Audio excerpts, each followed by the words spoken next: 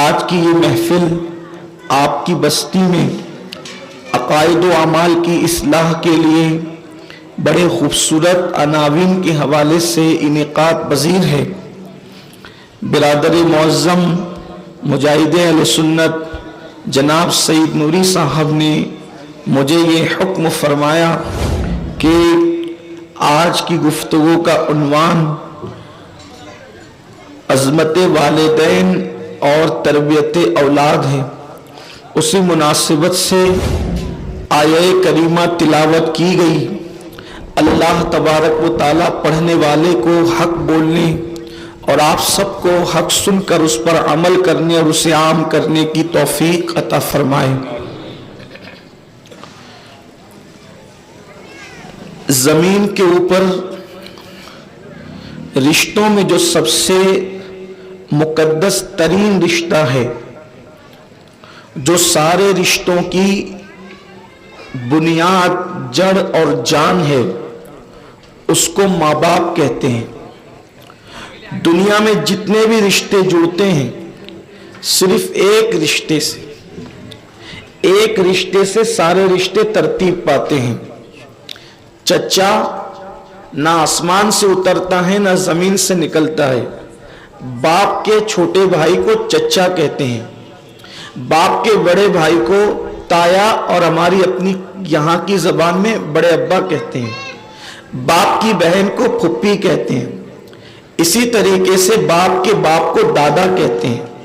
اسی طریقے سے ہم اور رشتوں پر قیاس کر سکتے ہیں۔ باپ کی اولاد کو بھائی اور بہن کہتے ہیں، اسی طرح ماں کے ماں باپ کو نانا نانی کہتے ہیں، ماں کی بہن کو خالہ کہتے ہیں، ماں کے بھائی کو ماموں کہتے ہیں۔ یعنی کہ یہ ایک ہی رشتہ ہے ماں باپ کا جو ہمیں سارے رشتوں کی زنجیر سے جوڑ دیتا ہے۔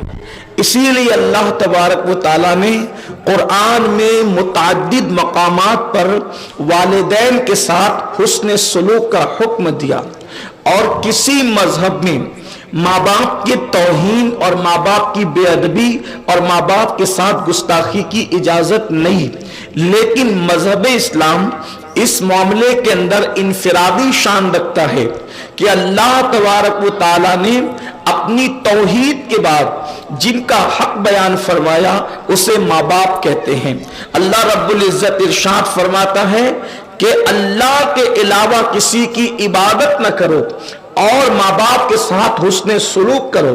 یعنی اللہ نے اپنی عبادت کے بعد جس کے ساتھ حسن سلوک کا مقام اور مرتبہ بیان کیا ہے اس کو ماں باپ کہتے ہیں۔ اسی لیے جو ماں باپ کے ساتھ حسن سلوک نہ کرے، جو ماں باپ کے ساتھ اچھا برتاؤ نہ کرے، اللہ کے رسول صلی اللہ علیہ وآلہ وسلم نے ان کے لیے سخت ترین وعید بیان فرمائی ہے، جس کو آپ توجہ سے سنیں۔ آج کل نوجوانوں کا ایک ذہن بنتا ہے، مثال کے طور پر اگر داڑھی رکھ لیں گے تو جنتی ہو جائیں گے، نماز پڑھیں گے تو جنتی ہو جائیں گے، روزے رکھیں گے تو جنتی ہو جائیں گے، حج کریں گے تو جنتی ہو جائیں گے، زکوٰۃ دیں گے تو جنتی ہو جائیں گے۔ لیکن اللہ کے رسول صلی اللہ علیہ وآلہ وسلم ارشاد فرماتے ہیں، اللہ کے حبیب علیہ السلام ارشاد فرماتے ہیں، اگر کوئی نماز پڑھتے، روزہ رکھتے، نیکیاں کرتے ہوئے منفرد المثال بن جائے، یعنی اس کی طرح کوئی نمازی نہ ہو، اس کی طرح کوئی روزے دار نہ ہو، اس کی طرح کوئی عبادت گزار نہ ہو، یعنی وہ فرد فرید بن جائے۔ فرید اس کو کہتے ہیں کہ اس کے سوا اس جیسا کوئی نہ ہو، فرد فرید ہو جائے۔ اللہ کے رسول علیہ السلام فرماتے ہیں عبادت کرتے کرتے وہ یکتائے روزگار اور فرد فرید ہو، یعنی عبادت میں کوئی اس کے ہم پلہ نہ ہو، ویسا نمازی، ویسا عابد، ویسا زاہد، اس جیسا کوئی نہ ہو، لیکن اس کا ایک گناہ کہ وہ ماں باپ کی نافرمانی کر کے ماں باپ کا دل دکھاتا ہے تو اللہ رب العزت قیامت کے دن اس کی کسی عبادت کو قبول نہیں فرمائے گا اور اللہ اس سے ناراض ہوگا۔ یعنی پہاڑوں جیسی نیکیاں لے کر بھی انسان اللہ کی بارگاہ میں آئے تو صرف ماں باپ کی ناراضگی کی وجہ سے اللہ بھی ناراض ہوگا اور اللہ اس کی عبادت کو قبول نہیں فرمائے گا۔ اللہ کے رسول صلی اللہ علیہ وآلہ وسلم ارشاد فرماتے ہیں کہ جہنم کے اندر اس حدیث کو ہو سکے تو لوگ اپنے دل پر لکھیں. حدیثیں تو بہت ساری جگہ لکھی ہے لیکن یہ حدیث دل پہ لکھنے کے قابل ہے. اللہ کے رسول علیہ السلام فرماتے ہیں ماں باپ کا نافرمان جہنم میں ہوگا. یہ سب کو پتہ ہے, سب کو پتہ ہے ماں باپ کا نافرمان جہنم میں ہوگا. لیکن جہنم میں کہاں ہوگا ماں باپ کی نافرمانی کرنے والا؟ تو اللہ کے رسول علیہ السلام فرماتے ہیں جہنم کے اندر ماں باپ کا نافرمان اور شیطان کے درمیان صرف ایک درجے کا فرق ہوگا. بس شیطان کے اور ماں باپ کے نافرمان کے درمیان صرف ایک درجے کا فرق ہوگا. یعنی جہاں شیطان ہوگا وہیں پر ماں باپ کا نافرمان بھی ہوگا. اس سے ان نوجوان بچوں کو اور بچیوں کو اندازہ کرنا چاہیے کہ آج اپنے ماں باپ کے ساتھ وہ لڑائی کرتے ہیں, وہ جھگڑا کرتے ہیں, ماں باپ کو گالیاں تک دیتے ہیں. اللہ کے سچے نبی غیب کا نبی صلی اللہ علیہ وآلہ وسلم فرماتے ہیں کہ جہنم کے اندر ماں باپ کے نافرمان اور دل دکھانے والوں پر ایسی آگ برسائی جائے گی جیسے آسمان سے بارش کے قطرے برسائے جاتے ہیں, ایسے ان کے سر پر اللہ آگ برسائے گا. اور آپ کو پتا ہے اللہ کے حبیب غیب دا نبی صلی اللہ علیہ وآلہ وسلم فرماتے ہیں کہ میں معراج کی شب جب میں نے جہنم میں جھانکا اور میں نے جہنم کا مشاہدہ کیا تو آقا ارشاد فرماتے ہیں جہنم میں آگ کے درخت ہیں, آگ کے درختوں پر میں نے انسانوں کو لٹکے ہوئے دیکھا. جہنم کی آگ کے درختوں پر میں نے انسانوں کو لٹکے ہوئے دیکھا.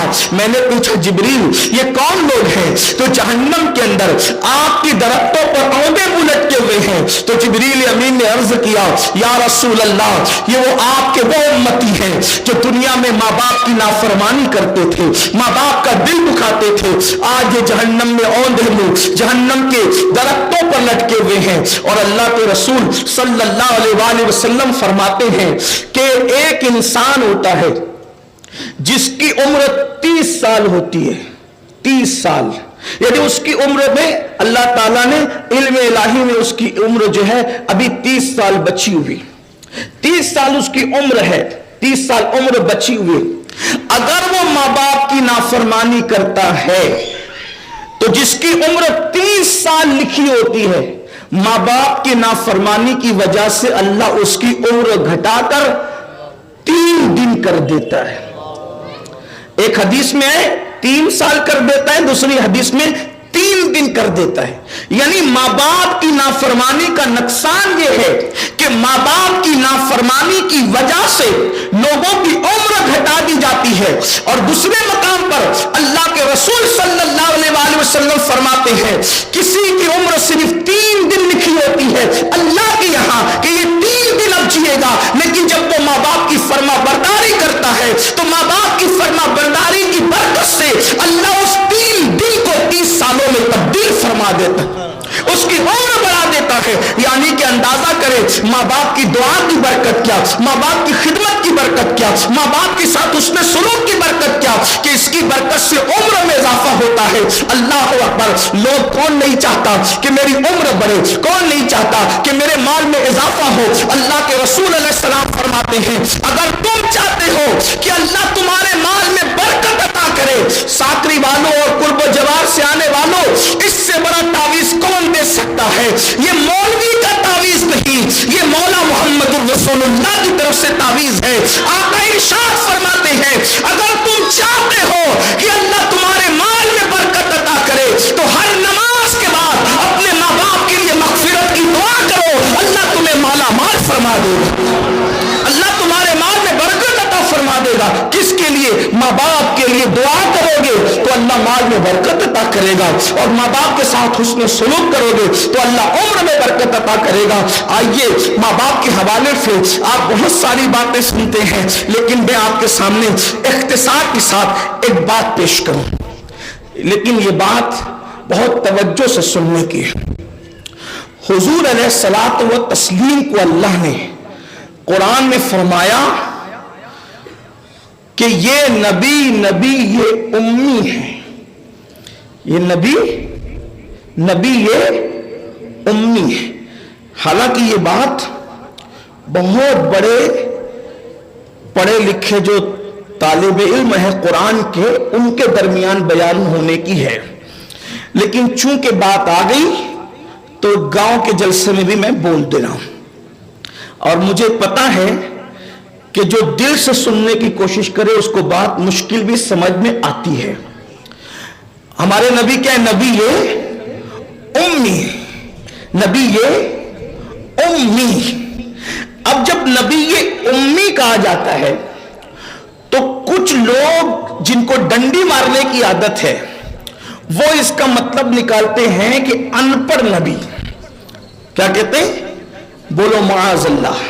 माअज़ल्लाह का मतलब क्या होता है? अल्लाह की पनाह। ऐसे जुमले नहीं कहने चाहिए कि नबी की शान में बेअदबी हो।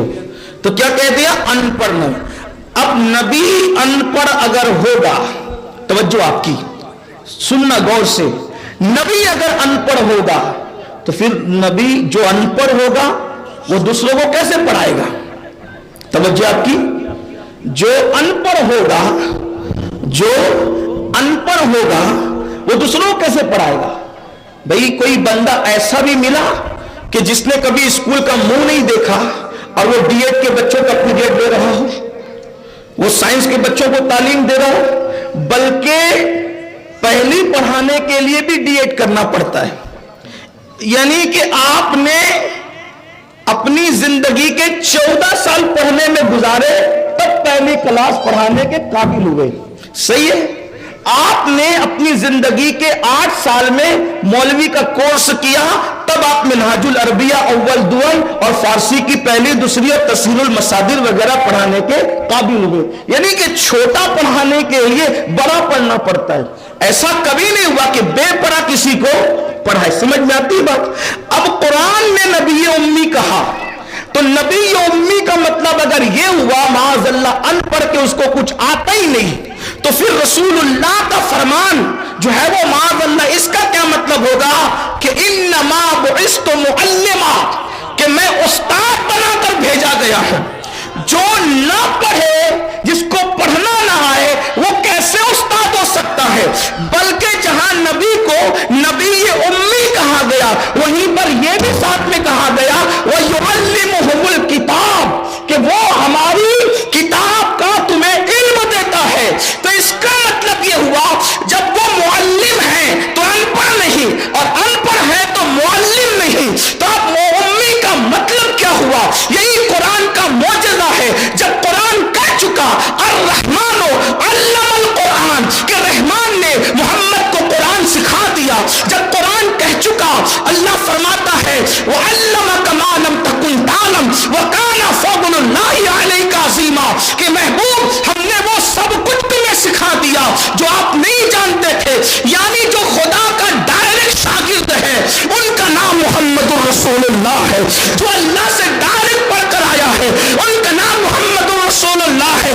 किसी की सनद जो है साकरी से छपी हुई है, किसी की सनद जो है बरेली से छपी हुई है, किसी की सनद जो है सहारनपुर से छपी हुई है, लेकिन मुहम्मदुर रसूलुल्लाह की जो इल्म की सनद है उसे कुरान मुक़द्दस कहते हैं। तो फिर उम्मी का मतलब क्या हुआ? तो उम्मी के बहुत सारे माना है, उम्मी के बहुत सारे माना है। उम्मी का एक माना क्या है आज मैं वो आपके सामने पेश करता हूं। नबी ये उम्मी, नबी ये उम्मी, अनपढ़ नबी इसका मतलब नहीं होता, ठीक? बल्कि हम तो कहते हैं बेपढ़े खुदा का शागिर्द। एक माना ये जरूर होता है, बेपढ़े यानी किसी इंसान से पढ़े बगैर डायरेक्ट जो अल्लाह का से पढ़ा हुआ है, ये है नबी ये उम्मी। लेकिन उम्मी का एक मतलब, उम्म कहते हैं अरबी में माँ को, तवज्जो करना, आपकी तवज्जो है। उम्म कहते हैं अरबी में माँ को, और जब याए निस्बती लग जाता है तो उसका मतलब होता है वाला, ठीक है? तो अब नबी ये उम्मी का मतलब होता है ये नबी माँ वाला है। यानी कि रसूलुल्लाह की नातों में एक नात ये है कि ये नबी माँ वाला है। अब आप अंदाजा फरमाए, जिस नबी को अल्लाह इतनी बुलंदी अता करे, इतनी शान अता करे, इतना मकाम अता करे कि उनको मेराज अता करे, अपना दीदार अता करे, नबियों का इमाम बनाए, नबियों का सुल्तान बनाए, नबियों का सरदार बनाए, लेकिन जब मनक़बत की, जब नबी की शान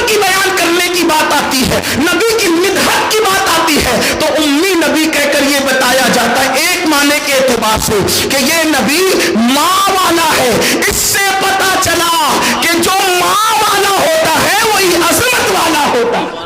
نبی کو ماں والا کہہ کر کے ماں کی عظمت بیان کی گئی، نبی کو ماں والا کہہ کر نبی کی عظمت بیان کی گئی، نبی کی عظمت بیان کی گئی۔ تو اللہ اکبر، ماں والا نبی، تو جب نبی ماں والا کہلا کر ان کی عظمت بیان کی گئی تو ماں والا ہونے والا رسول ایسی عظمت والا ہے تو ان کی امی جان بھی کتنی عظمت والی ہوگی۔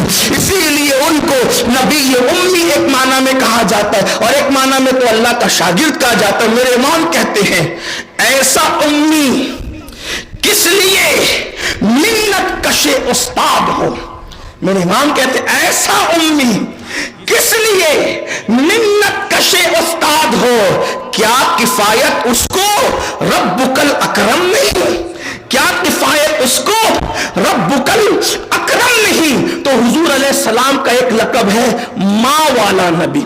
آپ کہیں گے دنیا میں کون ہے جو ماں والا نہیں؟ بن باپ کے لوگ تو ملتے ہیں نا، لیکن بن ماں کا کوئی نہیں ملتا، سب ماں والے ہوتے۔ تو ماں والا ہونے میں کیا فضیلت ہے؟ اب توجہ کرنا، ماں والا وہی ہوتا ہے جس کا اٹیچمنٹ اپنی ماں سے ہوتا ہے، جس کو ماں سے پیار ہوتا ہے وہی ماں والا ہو۔ بھئی مال کس کے پاس نہیں ہوتا؟ توجہ، مال کس کے پاس؟ مال سب کے پاس ہوتا ہے، لیکن کیا فقیروں کو مال والا کہتے ہیں؟ حالانکہ پیسہ تو فقیر کے پاس بھی ہوتا ہے، لیکن فقیر کو مال والا نہیں کہتے۔ تو پھر آپ کیا کہیں گے؟ پیسے تو اس کے پاس، پیسے ہونے سے کوئی مال والا نہیں ہوتا، زیادہ مال ہونے سے کوئی مال والا ہوتا ہے۔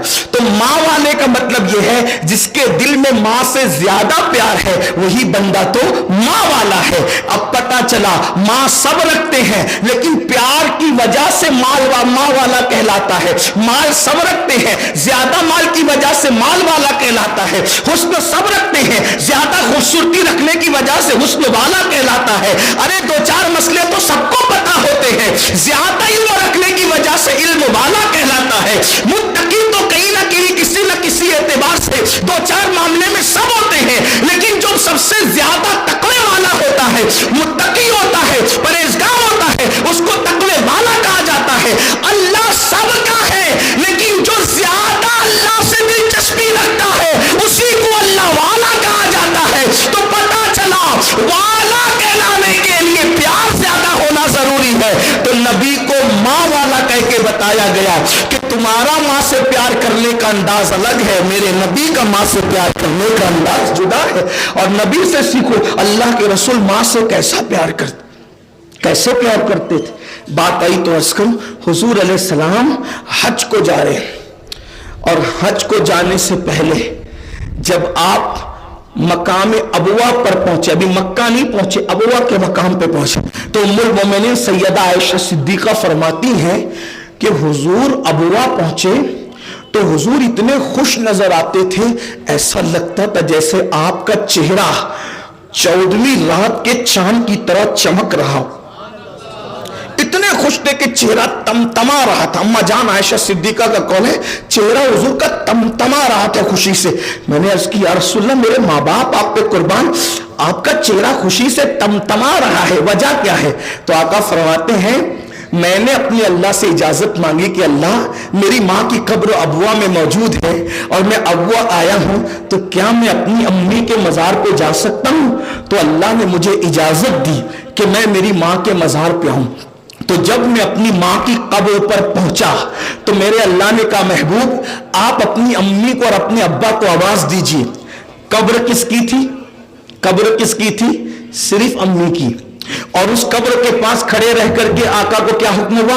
امی کو، بابا کو اور فلاں فلاں کو آواز دو۔ تو حضور علیہ السلام فرماتے میں نے آواز دی تو میں نے جس کو آواز دی وہ قبر سے باہر آنے لگا۔ تو میری امی اور میرے بابا بھی میرا کلمہ پڑھ کر میری امت میں شامل ہو گئے اور پھر وہ واپس اپنی قبروں کے اندر چلے گئے۔ یہ منظر دیکھ کر مجھے خوشی ہوئی ہے جس کا اثر تم میرے چہرے پہ دیکھ رہے ہو۔ تو حضور علیہ السلام کو ماں سے اتنی محبت، بلکہ کتنی محبت تھی، اللہ اکبر، تاریخ میں آتا ہے کہ ایک مرتبہ مغرب کی نماز پڑھ کر اللہ کے رسول صلی اللہ علیہ وآلہ وسلم مسجد نبوی کے کونے میں بیٹھ کر رو رہے ہیں.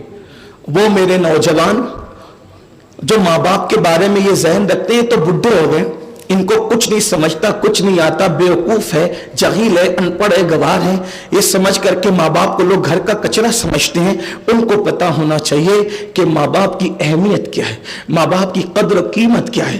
آقا علیہ السلام مسجد نبوی شریف کے کونے میں بیٹھ کر رو رہے ہیں. صحابہ کرام نے جب میرے آقا کو روتے دیکھا تو عرض کی, یا رسول اللہ, رونے کی وجہ کیا ہے, آپ کیوں رو رہے ہیں؟ تو میرے آقا علیہ السلام فرماتے ہیں, اے میرے صحابہ, آج مجھے میری امی جان حضرت آمنہ کی یاد آ گئی.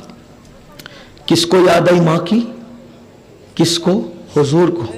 اس سے پتا چلا کہ جس کے گھر میں کسی چیز کی کمی نہیں تھی, ماں کے وصال کے بعد ان کو بھی امی یاد آئی. آج جو ماں باپ کی ناقدری کر رہے ہیں, میری ان سے گزارش ہے, جب تک ماں باپ زندہ ہیں تمہیں قدر نہیں ہے. اے میری قوم کے جوانوں, تم ان سے بیٹھ کے بات بھی کرنا پسند نہیں کرتے. ماں باپ انتظار کرتے ہیں کہ میرا بیٹا آئے گا تو میری خیریت پوچھے گا. آج بچوں کو ماں باپ کی خیریت پوچھنے کے لیے بھی وقت نہیں ہے. بڑی معذرت کے ساتھ اگر کسی لڑکی سے ناجائز تعلقات ہو گئے ہیں تو اس سے گھنٹوں بات کرے گا, اور کسی لڑکی کا کسی لڑکی کے لڑکے کے ساتھ ناجائز تعلق ہے, وہ بھی گھنٹوں بات کرے گی, لیکن نہ اس کو فرصت ہے نہ اس کو فرصت ہے کہ ماں باپ سے خیریت پوچھے. ماں باپ انتظار میں رہتے ہیں کہ بچے آئیں گے تو خیریت پوچھیں گے. وقت نہیں ہے ماں باپ کے لیے. ماں باپ کے پاس بیٹھ نہیں سکتے, ماں باپ کے ساتھ خیر کی بات نہیں کر سکتے, ماں باپ کے ساتھ پیار کی بات نہیں کر سکتے. سن لو اور اچھی طرح سن لو. اکثر میں اپنے جوانوں کو کہتا ہوں, کسی خوبصورت سے خوبصورت چہرہ دیکھ کر بھی تمہیں وہ نہیں ملے گا جو اپنے بوڑھے ماں باپ کا جھری پڑا ہوا چہرہ دیکھ کر کے ملتا ہے.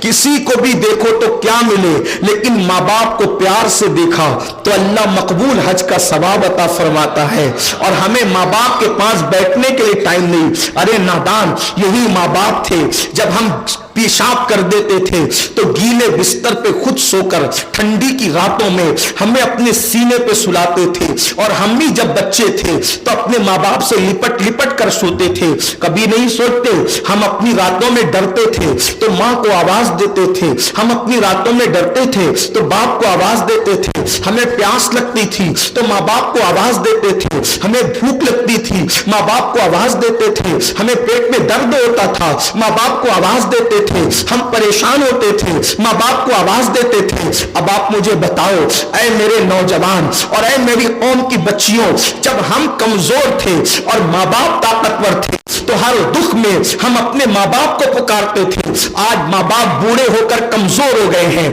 آج ان کو کوئی تکلیف ہوتی ہے تو کیا انہیں اولاد یاد نہیں آتی ہوگی؟ کیا وہ اولاد کو نہیں پکارتے ہوں گے؟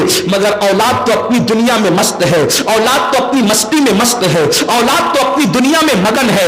سن لو, اچھی طرح سے سن لو, آج ماں باپ زندہ ہیں, تمہیں ماں باپ کی قدر نہیں. یاد رکھنا, ہمالیہ کی طرح تمہارے گھروں کے اندر اگر سونے کے پہاڑ نکل آئے, احد کی طرح تمہارے گھروں کے اندر اگر چاندی کے پہاڑ نکل آئے, برسات کی طرح تمہارے گھر کے اندر خوشیوں کی اور دولت کی برسات ہو جائے, ہر نعمت گھر میں ہو, پھر بھی اگر ماں باپ نہ ہوں گے تو ایک دن تمہیں ماں باپ ضرور یاد آئیں گے. مگر یاد رکھنا, او ماں باپوں کا دل دکھانے والوں, ماں باپ کو تکلیف پہنچانے والوں, جس دن یہ چہرے قبر کی نظر ہو جائیں گے, مٹی کی نظر ہو جائیں گے, مٹی کے پردے میں چھپ جائیں گے, اس وقت تو تمنا کرو گے ایک مرتبہ ابا خواب میں نظر آ جائے, ایک مرتبہ ماں کا خواب میں دیدار ہو جائے, پھر بھی یہ چہرے تمہیں نظر نہیں آئیں گے. آج ان کی قدر کر لو, قدر نعمت بعد زوال. اللہ اکبر.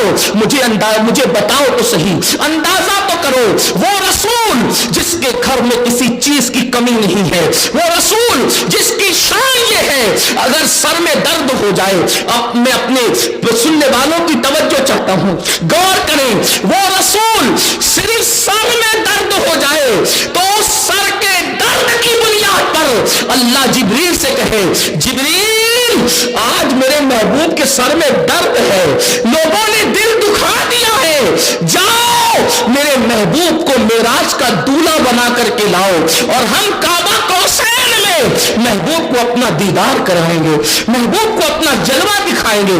سر میں درد کی وجہ سے جلوہ دکھانے کے لیے بلایا جاتا. حکمتیں کئی تھی, ایک حکمت یہ بھی تھی, اس دن میرے نبی کے سر میں درد تھا. غور کریں, سر میں درد ہو تو معراج سے بلانا آتا ہے, معراج نصیب ہو جاتی ہے. اور اس رسول کی شان یہ ہے کہ اگر وہ فکر سے سر جھکا لے کہ قرآن نازل ہوا, قرآن کا کیا ہوگا, تو اس پہ بھی آیت آتی ہے, اِنَّا نَحْنُ نَزَّلْنَا الذِّكْرَ وَإِنَّا لَهُ لَحَافِظُونَ. ہم نے اس قرآن کو نازل کیسی کی, اس کی حفاظت کریں گے. امت کی عمر کم ہے, اس پر فکر ہوتی ہے, تو اِنَّا أَنزَلْنَاهُ فِي لَيْلَةِ الْقَدْرِ نازل ہوتی ہے. فکر سے نگاہ اٹھتی ہے کہ لوگ قبلے پر تانا دیتے ہیں, تو قَدْ نَرَى تَقَلُّبْ نازل ہو جاتی ہے. یعنی جس کی فکر کی, اللہ اکبر, خدا اتنی قدر فرمائے, جس کے خدا اتنے ناز اٹھائے کہ سر اگر نیچے ہو تو قرآن اترتا ہے, نگاہیں اوپر اٹھے تو قرآن اترتا ہے, ہاتھ میں تلوار ہو تو قرآن اترتا ہے, کسی کے سر پہ چادر ڈالے تو قرآن اترتا ہے, کسی کو کنکر پھینک کے مارے تو قرآن اترتا ہے, سواری پر بیٹھ جائے تو قرآن اترتا ہے, مکے کی گلیوں میں چلے تو قرآن اترتا ہے, تبسم ریز ہو تو قرآن اترتا ہے, تکلم نما ہو تو قرآن اترتا ہے, جس کی ادا پہ قرآن اترتا ہے. اگر ساکری والوں کو یقین نہیں آتا تو میں آپ کے سامنے قرآن پیش کرتا ہوں, حالانکہ میں حافظ قرآن نہیں. دیکھو, سر میں درد ہو تو قرآن یوں اترتا ہے ان کی شان بیان کرتے ہوئے, سبحان الذی اسری بعبدہ لیلا من المسجد الحرام الی المسجد الاقصی. پاک ہے وہ ذات جو لے گئی راتوں رات اپنے بندے خاص کو مسجد حرام سے مسجد اقصی تک. اللہ اکبر, وہ تکلم نما ہو جائے, یعنی گفتگو کرے تو قرآن کہتا ہے وما ینطق عن الہوی ان هو الا وحی یوحی. میرا محبوب تو اپنی مرضی سے باتیں کرتا ہی نہیں, زبان محبوب کی ہوتی ہے, وہی ہماری ہوتی ہے. اگر وہ کسی پر کنکر پھینک کر مارے تو قرآن کہتا ہے وما رمیت اذ رمیت ولکن اللہ رمی. کنکریاں تو نے نہیں ماری, ہاتھ تیرے تھے, مارنا ہمارا تھا. اللہ اکبر. اگر وہ چلنے لگے تو قرآن کہتا ہے لا اقسم بہذا البلد, محبوب اس شہر مبارکہ کی قسم جس میں تم چلتے پھرتے ہو. اللہ اکبر. اگر وہ کمبل اوڑھ لے تو قرآن کہتا ہے یا ایھا المدثر, اے کمبل اوڑھنے والے. اگر وہ چادر اوڑھے اور چہرے کا نور چادر سے باہر آ جائے اس پہ بھی قرآن اترتا ہے یا ایھا المزمل, اے جھلمٹ مارنے والے. اندازہ تو فرمائے, ادا پہ قرآن ہے, ادا پہ قرآن ہے, ادا پہ قرآن ہے. بلکہ یوں کہہ لیں آغاز سے اخیر تک قرآن نعت مصطفیٰ محبوب کے بیان کا کتنا انوکھا ڈھنگ ہے. ان کی ہر ادا پہ قرآن آتا ہے. لیکن غور فرمائیں, اس رسول کو جب امی کی یاد آتی ہے, سیدہ آمنہ کی, حضور وہ پڑھتے, حضور علیہ السلام کی آنکھوں میں آنسو آتے.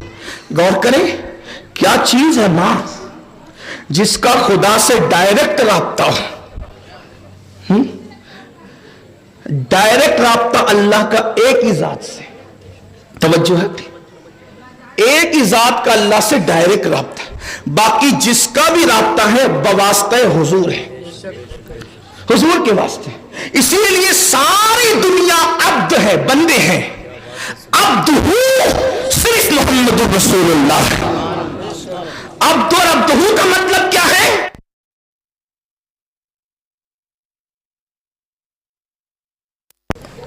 عبد دیگر. اقبال اس کا منظر میں توجہ کریں. عبد اور عبدہ کیا ہے؟ ہم کیا پڑھتے ہیں؟ محمدن عبدہ, یہی کلمہ پڑھتے ہیں نا. کیا پڑھتے ہیں؟ محمدن عبدہ. تو عبد اور عبدہ میں کیا فرق ہے؟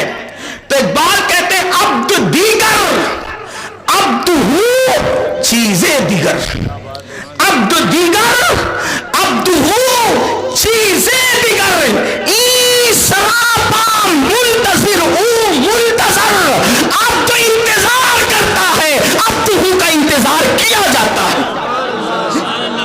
عبد رضا چاہتا ہے, عبدہ کی رضا چاہی جاتی ہے.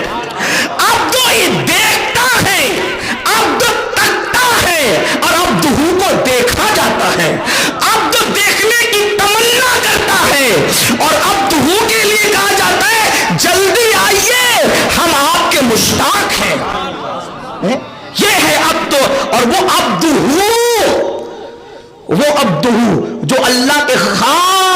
بندے ہیں خاص. عبد چاند تکے، عبد کو چاند تکتا ہے. عبد چاند دیکھ کر عید کرتا ہے، اور عبد کے اشارے سے جس دن چاند ٹکڑے ہوتا ہے اس دن اس چاند کی عید ہو جاتی ہے. عید کس کو کہتے ہیں؟ خوشی کو عید کہتے ہیں. اور قسم سے نبی نے جس دن سے ٹکڑے کیا اس دن سے یہ مقرروں کا عنوان بن گیا.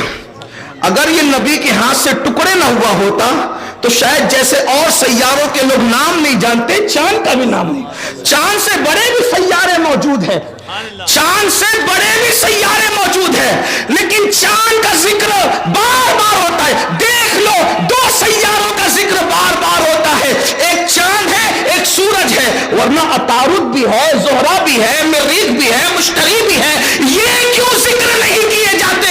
ان دو کا ذکر کیوں ہوتا ہے؟ بس وجہ اتنی ہے، ایک ٹکڑے ہو گیا تھا اشارے سے اور ایک واپس آ گیا تھا اشارے پر. جس دن سے اطاعت کر لی ہے اس دن سے علماء، محدثین، مفسرین اور عاشقوں کا عنوان بن گیا.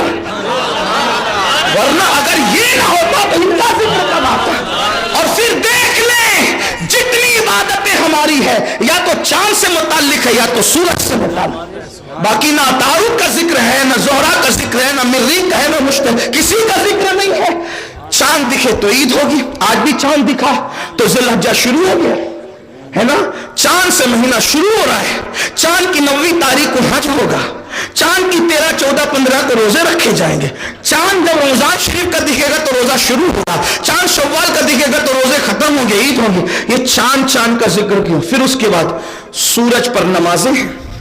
طلوع ہونے سے پہلے، سورج طلوع اس سے پہلے فجر پڑی جائے گی. سورج کو زوال آ جائے اس کے بعد ظہر پڑی جائے گی. سورج ڈھل جائے اور زردی کی طرف جو توجہ اس کی ہو جائے اس وقت اثر پڑی جائے. یعنی جب سایہ اصلی سمجھانے کے لیے میں نے کہہ دیا کہ زردی کی طرف توجہ ہو جائے. ورنہ فقہا کہتے ہیں کہ جب سایہ کا جو ہے وہ 2 مثل ہو جائے تو تب عصر کا وقت شروع ہو جائے گا. لیکن مشکل میں نہیں ڈالنا چاہتا. آپ غور کریں، غروب ہو تو مغرب ہو، پھر اس کے اثرات جب ختم ہو جائیں تو پھر اس کے بعد عشاء ہو. میں کہتا ہوں یہ چاند اور سورج سے عبادتیں کیوں جوڑ دی گئی؟ اس لیے کہ جس دن سے انہوں نے نبی کے انگلی کے اشارے پر اپنا سینہ، ایک نے چاک کیا دوسرا پلٹ کر آ گیا. قدرت نے کہا تو نے اپنا غرور محبوب کے اشارے پہ توڑ دیا، اب لوگوں کی عبادتیں تجھے دیکھ کر کے توڑ دی جائیں. تمہارے نام لیے جائیں گے، تمہارے ذکر کیے جائیں. کسی کو کبھی کہتے سنا کہ میرا محبوب زہرہ کی طرح ہے، میرا محبوب عطارد کی طرح ہے، میرا محبوب مشتری کی؟ کسی نے کہا؟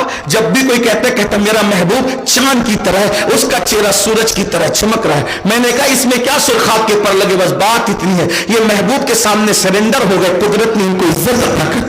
پتا چلا حبیب کی انگلیوں پر جو سرنڈر ہو جائے خدا ان کو یا تو تقریروں کا عنوان بنا دیتا ہے، یا تو زندگیوں کا عنوان بنا دیتا ہے، یا تو غزلوں کا عنوان وہ بن جاتے ہیں، یا تو اللہ اکبر خوبصورتی کا عنوان وہ بن جاتے ہیں. اب پتا چلا کہ دنیا میں اگر ناموری چاہتے ہو، توجہ کرنا، دنیا میں ناموری چاہتے ہو تو ستارہ، سیارہ اور تارہ بن کر بھی ناموری نہیں مل سکتی. تم کچھ بھی ہو جاؤ، گمنام رہو گے. اگر نام چاہتے ہو تو آمینہ کے لال کی باتیں ماننا شروع کر دو. جیسے ان دونوں کو زندگی مل گئی، خدا تمہیں بھی زندگی عطا کر. جیسے ان کا ذکر ہو رہا ہے ویسے تمہارا بھی ذکر ہوگا. کیوں؟ اس لیے کہ وہ عبد نہیں ہے، عبدہو ہے. دیکھا، اسی کو کہتے ہیں عبدہو. اب اس عبدہو کی شان یہ کیا؟ ماں یاد آئی، بات دور نکل رہی، دوسرا عنوان نہ رہ جائے اس لیے جلدی ماں کس کو یاد آئی؟ جس کے گھر میں کسی چیز کی کمی نہیں، جس کے گھر میں کسی چیز کی کمی نہیں، جس کے گھر میں کسی چیز کی اس لیے کہہ رہا ہوں کسی چیز کی کمی نہیں کیونکہ حضور ہی کا در ہے جہاں سے جبریل کی جھولی بھرتی، حضور ہی کا در ہے جہاں سے انبیاء کی جھولی بھرتی، حضور ہی کا در ہے جہاں سے صحابہ کی جھولی بھرتی، حضور ہی کا در ہے جہاں سے اولیاء کی جھولی بھرتی ہے. میرے امام کہتے ہیں خلق کے حاکم ہو تم، رزق کے قاسم ہو تم سے ملا جو ملا تم پہ کروڑوں درود. جتنا ملا جو ملا سب کو رسول اللہ کے در سے ملا. یہ اپنا عقیدہ ہے. उन्होंने जिस पे तवज्जो की उसका बेड़ा पार हुआ, जिधर से रुख फेर लिया वहां सूना सूना हो गया। तवज्जो आपकी, कैसा बाकमाल रसूल है अपना, तवज्जो तवज्जो। जब रसूलुल्लाह ने काबे से रुख फेरा, तवज्जो है, काबे से रुख फेरा तो सबका रुख काबे से फिर गया। और वो मक्का जहां भीड़ लगती थी, लोग जोक दर जोक जाते थे, हुजूर ने क्या पीट कर ली, सारी दुनिया पीट कर करके वहां जाने लगी जहां कोई काबा न था बज़ाहिर, लेकिन काबे का काबा जहां पहुंचा उसी मदीने के अंदर भीड़ लगनी शुरू होगी। पता चला अगर हुजूर का रुख काबे से फिर जाए, तवज्जो है, हुजूर का रुख अगर काबे से फिर जाए तो काबा सूना हो जाता है। हुआ कि नहीं हुआ? मक्का शरीफ सुना, क्यों? हुजूर ने पीट कर दी, हुजूर ने रुख फेर लिया। और हुजूर ने जब रुख कर लिया, कब कब हुजूर ने जब रुख किया अदनरा पर, तो फिर क्या हुआ? सारी दुनिया का रुख उस तरफ हो गया। हत्ता के जिनको काबा दिखता है उनका रुख तो हो गया, जिनको नहीं दिखता वो साकरी वाले भी उधर ही रुक करके नमाज पढ़ते, वो मालेगांव वाले भी उधर ही रुक करके नमाज पढ़ते हैं, वो मुंबई वाले भी उधर ही रुक करके नमाज पढ़ते हैं, वो शाम इराक और यमन वाले भी उधर ही रुक करके नमाज। हम कहते काबा दिखता नहीं फिर उधर रुक करता क्यों? तो कहा हम देखे न देखे बात दूसरी है, यार ने जिधर रुक कर लिया है उधर हमने भी रुक कर लिया, जिधर रुख कर ले बेड़ा पार। अबू जहल से मुंह फेरा वो जहन्नमी हो गया, सिद्दीक की तरफ मुंह कर लिया वो जन्नतियों के सरदार हैं। बस जिधर रुख हो गया, इसीलिए तो मेरे मां कहते उठ गई जिस तरफ दम में दम आ गया, उस निगाहे इनायत पे लाखों सब। तो सुन लो, हुजूर के घर में किसी चीज की कमी नहीं। किस चीज की कमी है?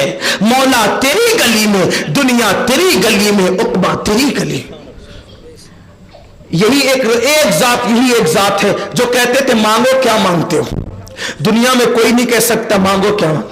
एक मर्तबा किसी उल्लू को भी शौक आया नबी की तरह बात करने का, अपने बादशाह था तख्त पे बैठ के कहा मांगो क्या मांगते हो। एक फकीर ने कह दिया अपना तख्त दे दो। तो औकात समझ में आ गई है, कहने लगा कि अपनी हैसियत तो देख, तू फकीर होकर के मेरा तख्त मांगता है। तो फिर उस फकीर, वो फकीर भी दिमाग वाला था, नबी का आशिक था, फिर कहा मुझे चप्पल दिला दो। पहले तख्त मांगा तो क्या कहा? अपनी हैसियत देख, मुझसे तख्त मांगता है, अब मैं तख्त दे दूं तो मैं बेतख्त हो जाऊं, है ना? तख्त दे दूं तो तख्ते पर आ जाऊं। तो अपनी हैसियत देख, तो फकीर तख्त नहीं मांग सकता। वो होशियार था, उसने कहा फिर चप्पल दे दो। कब मेरी शान देख के मांग, मैं चप्पल दूंगा तो लोग क्या कहेंगे कि बादशाह की औकात यही होगी कि लोगों को चप्पल देते फिरता है, जूते बांटते फिरता है। मेरी शान देख। तो बड़ी चीज मांगी तो कहा अपनी हैसियत देख, और छोटी चीज मांगी तो कहा मेरी शान देख। एक मेरा नबी है, बड़ी चीज मांगा तो भी दे दिया और छोटी चीज मांगा तो भी दे दिया। महमूद गजनवी को बादशाह बनाया किसने? आमिना के लाल की खैरात में। Khilji Gauri x Y Z, किसी को जो मिला, जिसको मिला जो मिला। क्यों? इसलिए कि हुजूर कहते हैं वल्लाहु युती इन्नमा अना कासिम, अल्लाह अता करता है मैं तकसीम करता हूं। देने वाली जात अल्लाह की, बांटने वाली जात रसूलुल्लाह की, और सबको दिया। और किसी ने आकर के कहा या रसूल अल्लाह मुझे भूख लगी है। क्या लगी? भूख। आपके शहर में आया भूखा हूं। उस कहने वाले का नाम था अब्दुर्रहमान जामी। कहा मैं भूखा हूं और आंख लग गई, ऊँग लगी, तो हुजूर ख्वाब में आकर रोटी लाते, रोटी का टुकड़ा तोड़ के मुंह में डालते, बकिया रोटी हाथ में थमा के कहते अच्छा मैं चलता हूं। जब हुजूर चले, ख्वाब से आंख खुली तो मुंह में जो रोटी डाली थी वो मुंह में मौजूद थी, जो हाथ में दी थी वो हाथ में मौजूद। तख्त मांगने वाले को तख्त देते, रोटी मांगने वाले को रोटी देते। तवज्जो तो फरमाए, यानी उनकी अता में कोई चीज की कमी नहीं है। बात दूर निकलती है, वो सिर्फ इंसानों को नहीं देते, वो फरिश्तों को भी देते। पता है आपको, हदीस पाक है, सुन ले। अगर आज शायद बहुत अरसे बाद आए आपके यहां तो सुन ले। हजरत जिब्रील अलैहिस्सलाम आए, आने के बाद अर्ज़ की या रसूलल्लाह, आ रहा था तो मैं कोहे काफ से आ रहा था, وہاں میں نے ایک فرشتے کو دیکھا جو بہت مصیبت اور مشکل میں تھا، جس کے بال اور پر کچھ بھی نہیں تھے. میں نے اس کو آسمانوں میں دیکھا تھا، اس کی خدمت میں 1000 فرشتے خدمت میں مامور تھے. اس کے خدمت میں 1000 فرشتے، اس کی خدمت، یہ چھوٹا موٹا نہیں تھا، 1000 فرشتے اس کی خدمت میں تھے. لیکن آج اس کی ڈیوٹی چھین کر، اس کی شان شوکت چھین کر اس کو کوئی کاف میں ڈال دیا. تو آقا نے فرمایا کیوں ڈالا کوئی کاف میں؟ تو عرض کی یا رسول اللہ اس لیے ڈال دیا کہ آپ جب معراج پر آئے تھے نا اللہ کے دیدار کے لیے، تو سب آپ کے لیے اٹھ کر کھڑے ہو گئے تھے، وہ کھڑا نہیں ہوا تھا. جب وہ کھڑا نہیں ہوا تو اللہ تعالیٰ اس سے ناراض ہو گیا اور اس کی ڈیوٹی شان و شوکت چھین کر، بالوں پر چھین کے اس کو کوئی کاف میں ڈال دیا. جب کوئی کاف میں ڈال دیا تو اب وہ مجھ سے گڑ گڑا رہا تھا، جبریل تم رسول اللہ کی بارگاہ میں جا رہے ہو، میری سفارش کرنا، مجھ سے غلطی ہو گئی تھی، آقا کرم فرما دے، حضور سے سفارش کروا دینا، میری اللہ کی بارگاہ میں میری عرضی پیش کرنا. سرکار نے کہا ٹھیک ہے، اللہ سے عرض کرتے ہیں، اللہ اس پہ رحم فرما. اللہ فرماتا ہے محبوب کہہ دو اس سے کہ میں نے آپ ہی کی وجہ سے ناراض ہو کر کے اس کے بالوں پر چھینے، اس کی عظمت اور بزرگی چھینی. اب وہ وہی بزرگی چاہتا ہے تو اس کو ایک کام کرنا پڑے گا، آپ پر وہ ایک مرتبہ پیار سے درود و سلام پڑھتے، ہم اس کو وہی مقام عطا کرتے. فرشتوں کی بگڑی بھی ان کی وجہ سے بنتی ہے.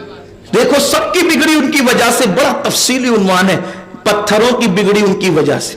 جب لوگ، توجہ ہے آپ کی، عرض کروں نا، سننا، ٹائم تو ختم نہیں، جب ٹائم ختم ہوگا تو بتا دینا، توجہ کریں.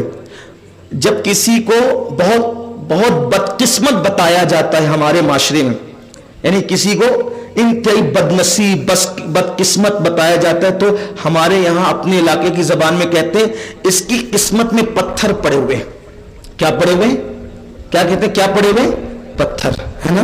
جس کے بارے میں کہتے ہیں اس کی قسمت میں پتھر پڑے ہوئے، مطلب یہ انتہائی درجے کا ناکارہ، نکما، بدقسمت ہے، جدھر جاتا ہے نحوست اور ادھر ادھر پھیلاتا لوگوں کے نظریے کے مطابق. لیکن میں کہتا ہوں جس کی قسمت میں پتھر پڑ جائیں لوگ اس کو بدقسمت کہتے ہیں، لیکن میرے نبی نے تو پتھروں کی قسمت بھی سنوار دی.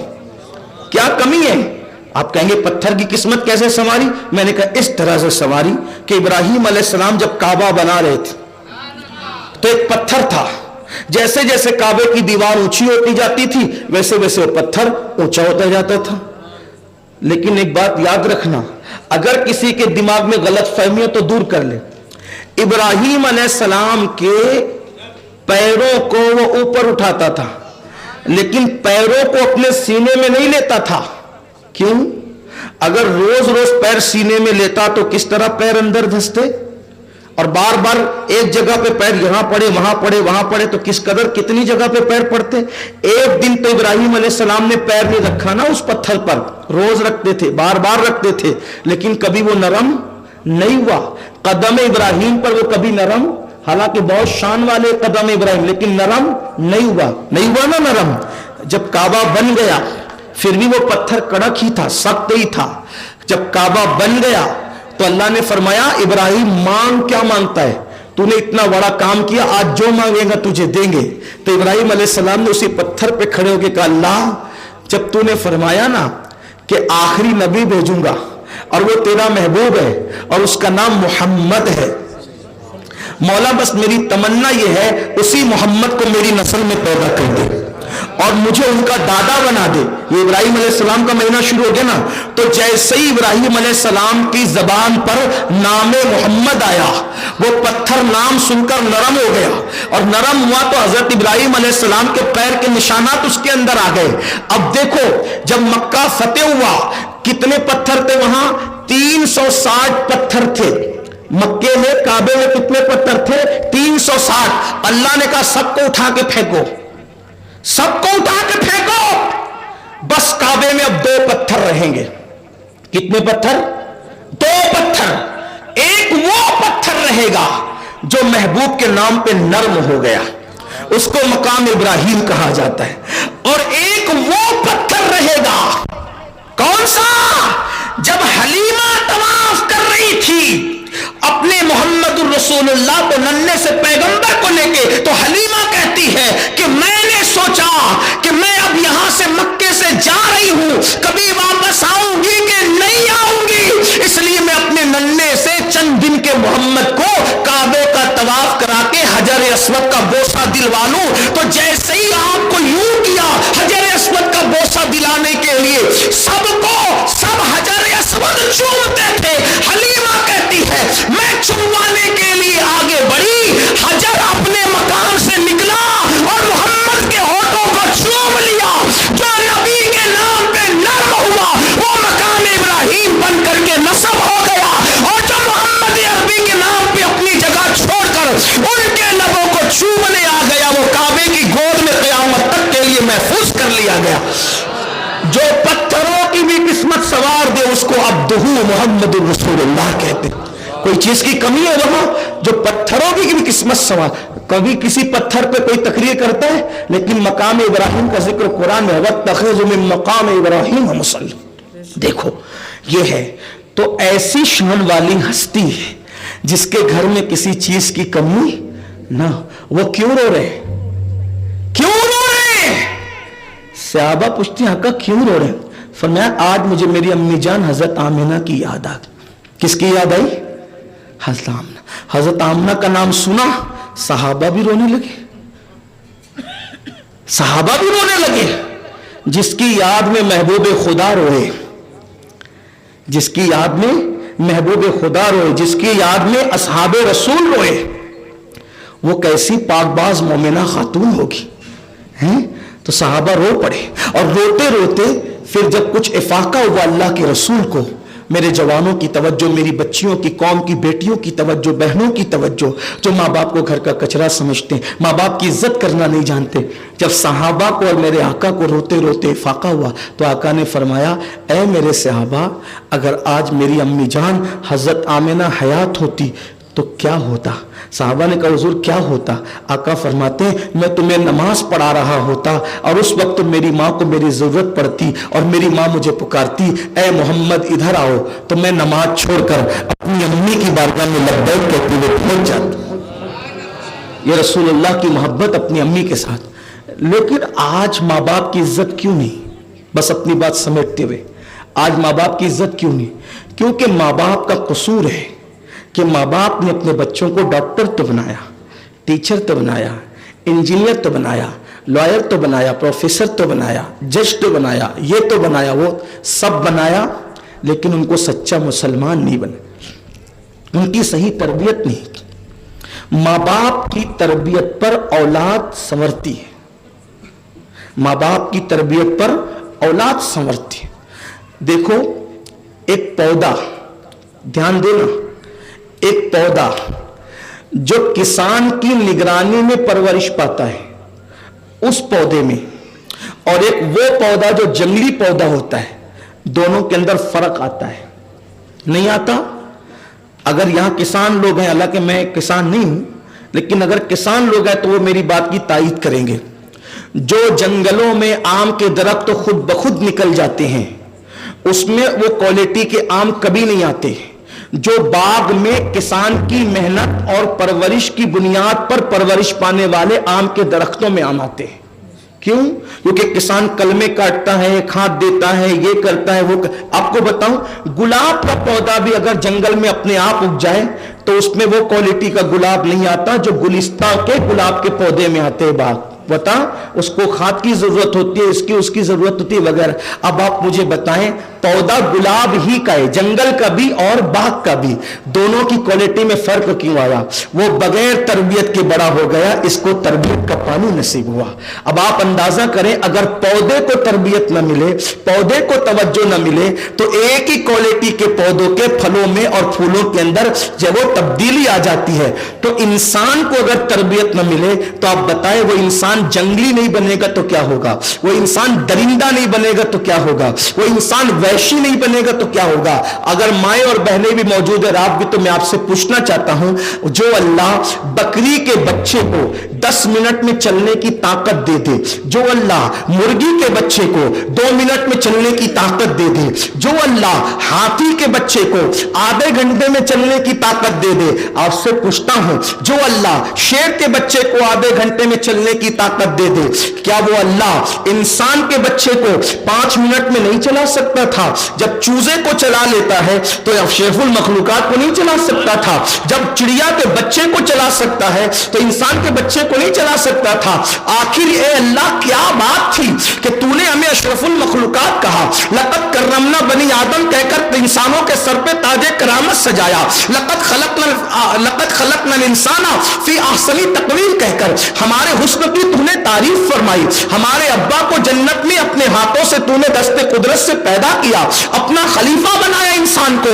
परिंदों को तू 8 मिनट में चलाता है, 10 मिनट में चलने की ताकत देता है। चूजों को तू 2-2, 3-3 मिनट में इधर अंडे से निकला उधर चलना शुरू हो गया, दौड़ना शुरू हो गया। मौला क्या हम चूजे से भी कम थे कि तूने हमें 2 साल तक चलने की ताकत न दी? कोई बंदा अपने अल्लाह से नाज के आलम में, मोहब्बत के आलम में, प्यार के आलम में और अंदाजे बंदगी में, नाजे बंदगी में पूछ सकता है कि मौला आखिर चूजे को तू आधे 1 मिनट में, 2 मिनट में चलाता है तो तू हमें 2 मिनट में क्यों नहीं चलाता?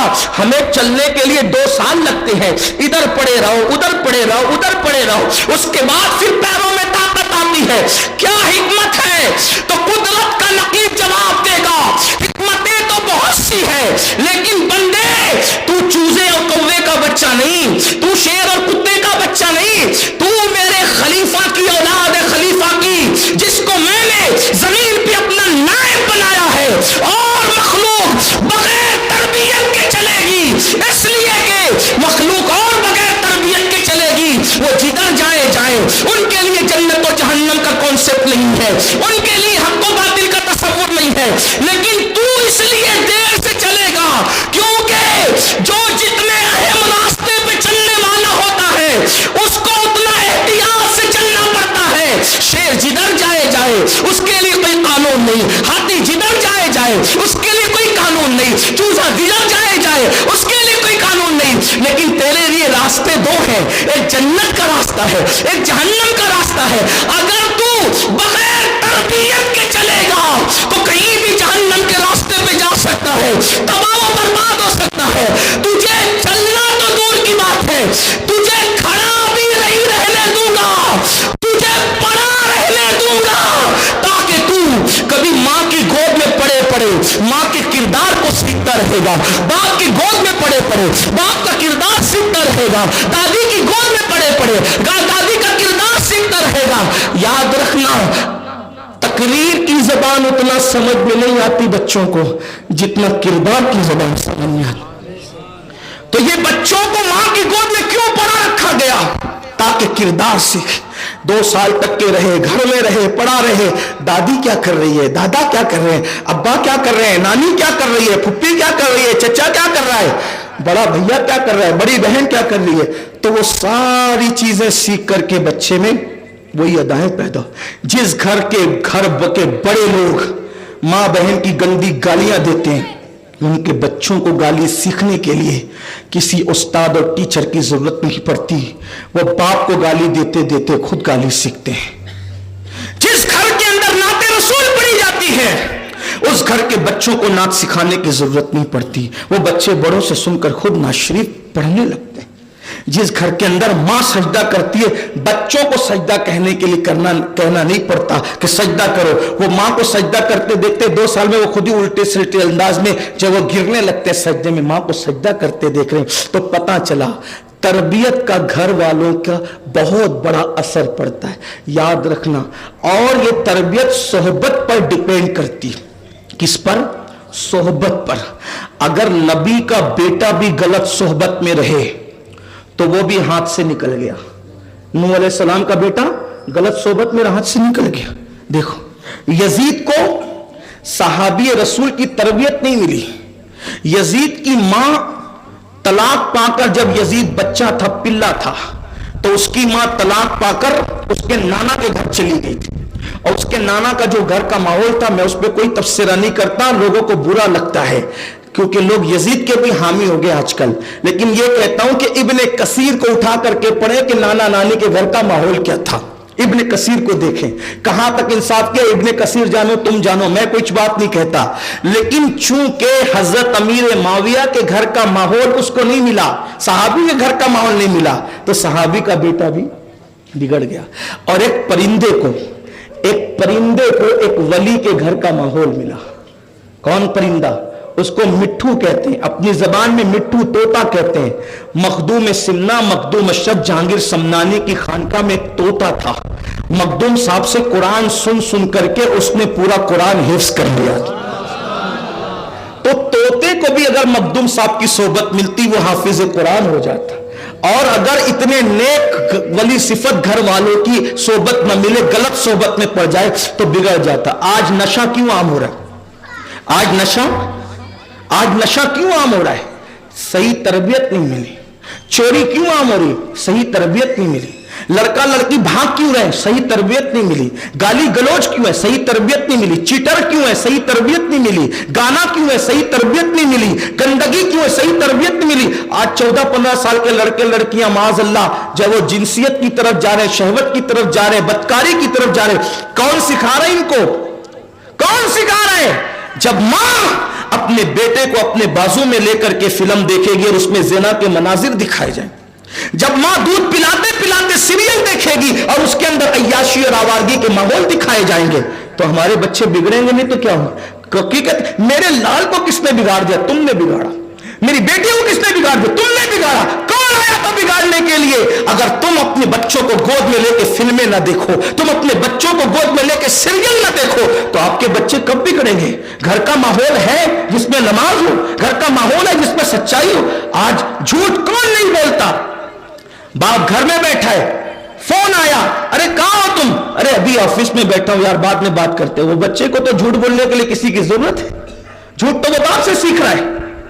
کوئی باہر بلانے کے لیے بولو ابا گھر میں نہیں ہے، بولتے ابا گھر میں نہیں ہے، جھوٹ کی عادت۔ تو دوسروں کے لیے جھوٹ سکھایا، جب آپ کے سامنے جھوٹ بولتا ہے، میرے ساتھ جھوٹ بولتا ہے، جھوٹ تو آپ نے سکھایا۔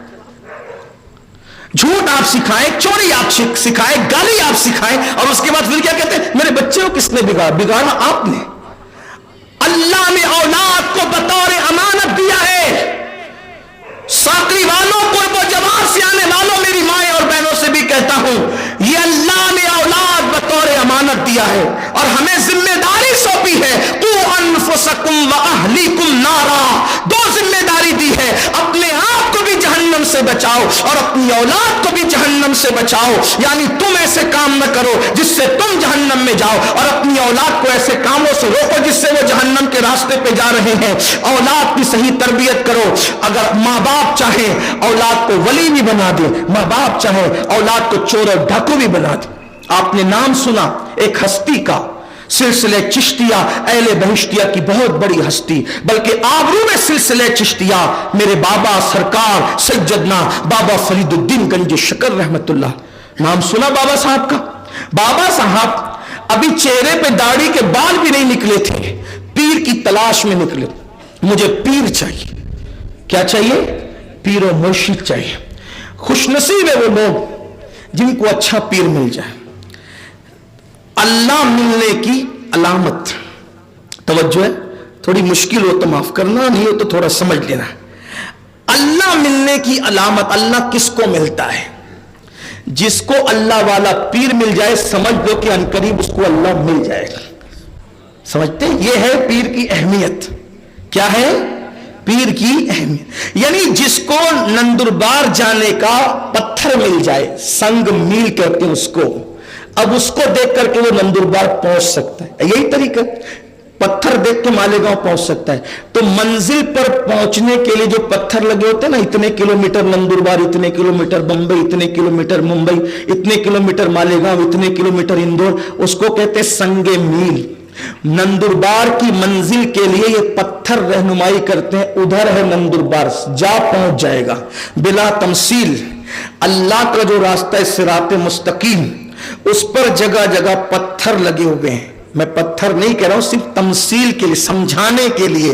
اللہ کے صراط مستقیم پر بھی کچھ سنگ میل ہے۔ کسی کو عبد القادر جیلانی کہتے ہیں، کسی کو معین الدین اجمیری کہتے ہیں، کسی کو مخدوم اشرف جہانگیر سمنانی کہتے ہیں، کسی کو وارث دیوا کہتے ہیں، کسی کو امام بادشاہ کہتے ہیں، کسی کو اللہ اکبر شاہ برکت اللہ کہتے ہیں، کسی کو حضرت صابر کلیر کہتے ہیں۔ مطلب یہ دیکھتے چلے جاؤ اللہ کہاں ملے گا، اسی رستے پہ چلے جاؤ، یہ پہنچ گئے، تم بھی پیچھے پیچھے جاؤ تو تم بھی پہنچ جاؤ۔ اللہ کا دوست، اللہ والا پیر ملے مطلب اللہ ان قریب ملے گا۔ ٹھیک؟ تو بابا فرید کو بھی تلاش تھی، کیا چاہیے؟ پیر۔ پیر पीर ढूंढने के लिए निकले, अभी चेहरे पे दाढ़ी के बाल भी नहीं निकले थे। पीर ढूंढते ढूंढते कहां पहुंचे? हिंदुस्तान से पीर ढूंढते ढूंढते कहां पहुंचे? Baghdad, Iraq. यानी पीर कितना अहम था ढूंढना लोगों के लिए कि इराक और बगदाद तक के पीर ढूंढते ढूंढते लोग पहुंचते थे। आज अल्लाह ने बहुत आसानी की है कि कुएं तक नहीं जाना पड़ता, नल की शक्ल में घर में पानी आ जाता है। ठीक है, बहरहाल तो जब बगदाद शरीफ पहुंचे तो खैर से उन दिनों बगदाद का जो पीर था, उस पीर को दुनिया शेख शयूख सैयदना शेख शहाबुद्दीन उमर सहरवर्दी के नाम से जानती है। और शहाबुद्दीन उमर सहरवर्दी कौन? हजरत गौसे आजम शेख अब्दुल कादिर जिलानी फरमाया करते थे, शहाबुद्दीन बगदाद में बल्कि इराक में क़यामत तक तेरे बाद तुझ जैसा वली पैदा नहीं हो सकता। इतने बड़े बुजुर्ग शहाबुद्दीन उमर सहरवर्दी रज़ी अल्लाह तबारक व तआला अन्हु उनकी खानकाह में पहुंचे। सब बड़े बड़े औलिया, बड़े बड़े उलमा, बड़े बड़े शयूख, मशाइख दस्तरखान पे बैठे थे। खानकों में अनकरीब खाना आने वाला था, दस्तरखान बिछ चुका था। ये पहुंचे, अस्सलाम वालेकुम। वालेकुम अस्सलाम। कहां से? हिंद से। क्या नाम है? मसऊद नाम है। अच्छा आइए बैठ। क्यों आए हो? मुरीद होना है हजरत से, शेख शहाबुद्दीन उमर सहरवर्दी। शेख साहब ने फरमाया बेटा पहले बैठो, बाद में खाना खा लो, फिर देखते हैं। सबको हाथ धुलाने के लिए कनीज आई, हाथ धुला रही थी, इसके उसके उसके सबके हाथ धुलाए, सबने नॉर्मल धोया। और जब बाबा साहब की बारी आई तो पानी डाला तो ये धुला, ये धुला, ये धुला, 1 लोटा, 2 लोटा, 3 लोटा, 4 लोटा, 5 लोटे पे लोटा, लोटे पे लोटा। तो जितने लोग बैठे हुए थे इतना पानी बहा दिया, एक दूसरे को कोनी मारने लगे। कोई आंख से शायद देखो इसको, ये हाथ धोने का इसको तरीका नहीं आता, और इतने बड़े पीर से मुरीद होने आ गया। लेकिन शेख साहब जौहर की गत जौहरी जाने, जो कोई जौहरी होवे, यानी सुनार जानता है सोने की कीमत। सोना कितना भी अंदर से काला पीला ऊपर से चढ़ा होगा, वो सुनार बराबर समझेगा ये सोना है। और पीतल कितना भी चमकदार होगा, सुनार समझेगा कि ये सोना नहीं है, नजर चाहिए वैसे। बहरहाल सब लोग इधर उधर ठुमकी मार रहे थे, आपका मजाक उड़ा रहे थे। हाथ धोने का तरीका नहीं, जिसको हाथ धोना नहीं आता उसको गुस्ल करना क्या आएगा। फिर बातें तो बातें बनती चली जाती है ना, बात से बात बनती चली जाती है। लोग सोच रहे हैं, ठुमकियां दे रहे हैं। शेख साहब ने देखा, गौर से देखा, खाना आया, खाना खा लिया।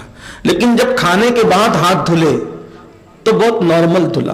पहले इतना पानी, हालांकि खाने से पहले हाथ में कुछ लगा नहीं होता है, तो उस वक्त तो उतना पानी लगा दिया। अब हाथ में लगा हुआ है तो और पानी चाहिए, लेकिन उस वक्त तो नॉर्मल हाथ धुला। जब सब बैठ गए तो शेख साहब ने पर्दा उठाना चाहा और फरमाया, बेटे मसूद ये बताएं कि आपने पानी इतना ज़ाया कर दिया हाथ धुलने में। तो मेरे बाबा सरकार बाबा फरीदुद्दीन ने फरमाया, शेख गुस्ताखी की माफ़ी चाहता हूँ, अगर राज खोलने की इजाज़त हो तो खोल दे। कहा बिल्कुल कहिए, क्या बात है। कहा ये जो कनीज आपकी हाथ धुलाने आई थी, उसकी पेशानी पर उसकी तकदीर लिखी हुई है, और तकदीर में है कि ये जहन्नम में जाएगी। तो मुझे ख्याल आया, इतने बड़े पीर की खानका में इतने बड़े बड़े लोगों की खिदमत करके भी जहन्नम में जाएगी। तो मुझे तरस आ गया, तो मैं हाथ नहीं धुल रहा था, जाहिर में तो हाथ धुल रहा था, हकीकत में इसकी तकदीर धुल रहा था, हकीकत में उसकी तकदीर धुल रहा था। और आप देख ले अब पेशानी कैसे चमकी है कि तकदीर इसकी धुल भी गई है, शकावतें सआदतों में बदल गई है, जहन्नमियत का परवाना जन्नती के परवाने में तब्दील हो चुका है। अल्लाह अकबर। तब लोगों की आंख फटी के फटी रह गई। फिर शेख शहाबुद्दीन उमर सहरवर्दी ने फरमाया, बेटा मसूद, जब तू मुरीद होने से पहले ये मकाम रखता है तो मुरीद होने के बाद तेरा मकाम क्या होगा। इसलिए तेरा हिस्सा मेरे पास नहीं है। मेरा एक भाई महरोली में रहता है, दुनिया उसको कुतुबुल अक़ताब, कुतुबुद्दीन बख्तियार काकी कहती है, जा उसी से जाके मुरीद हो जा, तेरा हिस्सा उसके पास है। और फिर कहा वहां जल्दी जा, वो तेरा इंतजार कर रहे हैं। फिर किसी ने चुपके से पूछा, फरीद यहां तो पीर के पास इतने चिल्ले करके भी ये मकाम नहीं मिला, तुझे ये मकाम इतनी छोटी सी उम्र में कैसे मिल गया? फरमाया मेरी अम्मी की तरबियत की वजह से अल्लाह ने मुझे मकाम अता किया। इसलिए माओ को चाहिए गानों का माहौल खत्म करो, नातों का माहौल रखो, तिलावत का माहौल रखो, अपने बच्चों को सहाबा के वाकयात सुनाओ, वलियों के वाकयात सुनाओ, अंबिया के वाकयात। एक बात मुझे याद आ गई आखिर में, एक मर्तबा स्कूल में एक उस्ताद ने बच्चों से पूछा, बच्चों तुम क्या बनना चाहते हो? किसी ने कहा डॉक्टर, किसी ने कहा टीचर, किसी ने कहा इंजीनियर। एक बच्चा खड़ा हुआ और बस सादगी से वजह, उस्ताद उस्ताद मुझे सहाबी बनना है। क्या कहा?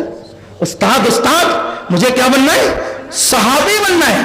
उस्ताद ने कहा तुम्हें मालूम है सहाबी कैसे बनते? नहीं उस्ताद नहीं मालूम है। कहा फिर तुझे कैसे ये शौक पैदा हुआ कि सहाबी बनना है? कहा उस्ताद जब मेरी अम्मी मुझे सुलाती है ना तो सहाबा के वाकयात सुनाते सुनाते सुलाती है तो उनके वाकयात में इतना मजा आता है, मेरा दिल उनसे मोहब्बत करने लगा, मैं भी चाहता हूं कि सहाबी बन जाऊं। तो तब उस्ताद ने बताया बेटा तुझे सहाबा का की मोहब्बत तो तेरे दिल में पैदा हो गई, लेकिन अफसोस अब दुनिया में कोई सहाबी नहीं बन सकता, इसलिए कि सहाबी बनाने वाला चेहरा रूपोश हो गया है, पर्दे में चला गया है। न नमाज सहाबी बनाती, न रोज़ा बनाता है, न हज बनाता, न ज़कात बनाता। सहाबी जो बनाता है वो आमिना के लाल का दीदार बनाता है। जब हुजूर का चेहरा ईमान की हालत में देखो तो दर्जा सहाबियत मिलता है। कहने का मतलब ये है कि अगर हम अपने बच्चों को वाकयात सुनाएंगे, अगर वाकयात आपको नहीं याद है, मुझे पता है आपको बहुत से वाकयात नहीं याद होंगे, आसान तरीका बताता हूं, घर का माहौल बदलेगा। अपने बच्चों को लेके बैठो, बच्चियों को लेके बैठो, बीवी को, सबको लेके बैठो। जिस भी सुन्नी आशिक रसूल आलिम की तकरीर आपको पसंद है, जिसकी भी पसंद है, 1 घंटे की उसकी तकरीर लगाओ, सब खामोश बैठ करके सुनो। अगर आप 7 दिन हफ्ते में होते तो कितनी तकरीर सुनेंगे? 7 तकरीरें सुनेंगे, 7 उन्वान पर 7 घंटे आपके जाएंगे। लेकिन 1 हफ्ते के अंदर आपके पास इतना इल्म आ जाएगा कि कोई भी इस्लाम के खिलाफ अगर एतराज करे तो आप कुछ न कुछ हद तक उसको जवाब दे सकते हो। और अगर 1 महीना सुने तो कितना? 30 तकरीर। 1 साल सुने तो 365 तक। 1 साल में 365 तकरीर सुनोगे तो बोलो क्या आप इतना इल्म नहीं रखोगे कि इमाम अहले सुन्नत के फतवे की रोशनी में खुद ही आलिम बन जाओ? होगा कि नहीं होगा? लेकिन आपको टाइम निकालना पड़ेगा। अगर अपने घर का माहौल बदलना है, तरबियत बच्चों की सही करो। अपने बच्चों को बहुत तरबियत करने की ज़रूरत है। देखो आजकल नबी का नाम ऐसे ही चलते फिरते लोग उठते बैठते बेअदबी में ले लेते हैं। वक्त हो गया, मुझे इसका ख्याल हो रहा है, शायद चेहरे बता रहे हैं कि टाइम ख़त्म हो गया है, लेकिन सुन ले, एक बात सुन ले।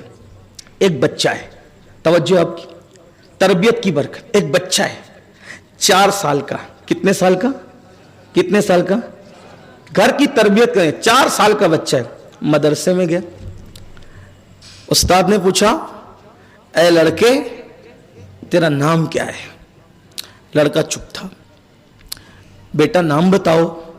चुप था। नाम बताओ। चुप था। उस्ताद को गुस्सा आया, डांट दिया, सजा भी दी। फिर दूसरी तरफ उस्ताद मुतवज्जे हुए, बच्चा चुपके से उठा, गया, वुजू करके आया और वुजू करके कहता है उस्ताद उस्ताद मेरा नाम मोहम्मद है, मेरे अब्बा का नाम भी मोहम्मद है, मेरे दादा का नाम भी मोहम्मद है, मैं मोहम्मद इब्ने मोहम्मद हूँ। उस्ताद की आंखों में आंसू आ गए। बेटा पहले कितना पूछा, तुमने क्यों नहीं बताया? मुझे लगा कि तू जिद्दी है, इसलिए मैंने तेरी तरबियत के लिए डांटा, तुझे सजा दी, और अब तू अपना नाम बता रहा है, अपने अब्बा दादा का नाम बताता है। उस्ताद से उस 4 साल के बच्चे ने कहा उस्ताद मेरी अम्मी ने मेरी ये तरबियत की कि मेरी माँ ने कहा बेटा हमने तेरा नाम मोहम्मद रखा है तो मदीने वाले सरकार के नाम पे रखा है, इसलिए नाम मोहम्मद कभी बेवुजू मत लेना। तो उस्ताद जब आपने मेरा नाम पूछा था तब मेरा वुजू नहीं था, बेवुजू نام محمد لینا مجھے گوارا نہیں تھا، اس لیے میں نے اپنا نام نہیں بتایا. جب میں نے وضو کر لیا تب میں آپ کو اپنا نام بتا رہا ہوں کہ میرا نام محمد ہے. میں بے وضو کبھی نام محمد نہیں لیتا. دیکھو 4 سال کے بچے میں یہ ادب رسول کیسے پیدا ہوا؟ گھر کی ماں باپ کی تربیت کی وجہ سے. اسی محمد ابن محمد کو آگے چل کے دنیا نے حضرت امام غزالی کے نام سے پہچان. یہ تربیت کی ورک. اپنے گھر میں جیسی تربیت کرو گے ویسے تربیت ہوگی انشاءاللہ. اللہ سے دعا ہے اللہ تعالیٰ میرے اور آپ سب کے بچوں کو نیک بنائے. اور ایک آخری بات یہ بھی سن لیں، تربیت پہاڑوں جیسی کر لو پھر بھی اللہ جس کو جو چاہتا ہے وہ وہی بنتا ہے. اس لیے ساری تربیت کرنے کے بعد بھی اللہ سے کہو اللہ جتنا میرا کام تھا میں نے کر دیا، اب تیرے کرم پہ چھوڑائے تو میرے بچے کو سدھار دے. اللہ تعالیٰ ہم سب کو توفیق دے. وما علینا الا البلاغ. السلام علیکم.